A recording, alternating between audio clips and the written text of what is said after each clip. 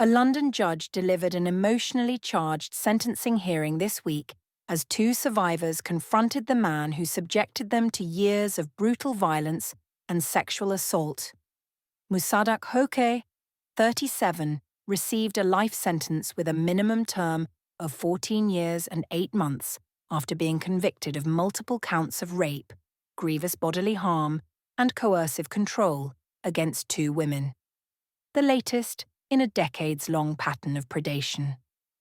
The courtroom fell silent as one survivor addressed Hoke directly, her voice trembling yet resolute. "You didn't just violate me. You destroyed something in me that can never be repaired," she said, describing how the trauma left her unable to trust or form relationships. The fear, the shame, the helplessness. They never leave. What you did wasn't just an attack, it was a life sentence.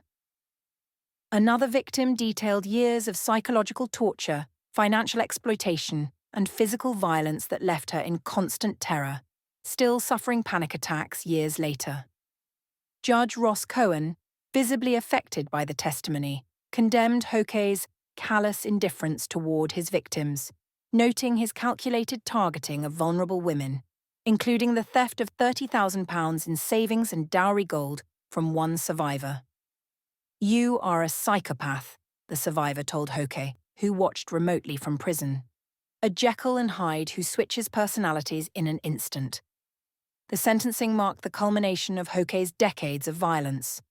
Already imprisoned since 2021 for a 15-year campaign of terror against another woman, including cigarette burns and acid threats, his history includes drug dealing, deliberately running over a cyclist, and multiple assaults on partners.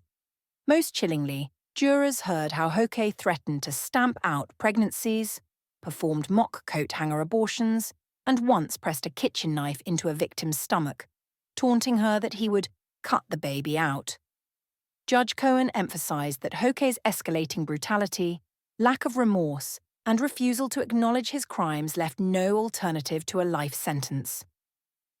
"For over 13 years, you have sought to control and subjugate women through fire, acid, weapons, and the most degrading threats imaginable," he said, referencing Hoke's vow to put a gun down a victim's throat.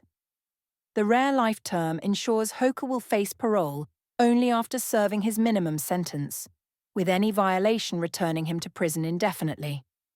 The case has underscored systemic failures in protecting women from repeat offenders, as Hoke committed some attacks while under a suspended sentence for prior violence.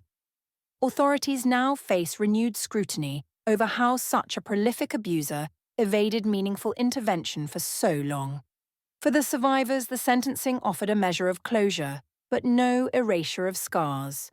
As one put it, "No prison term can give back what he took."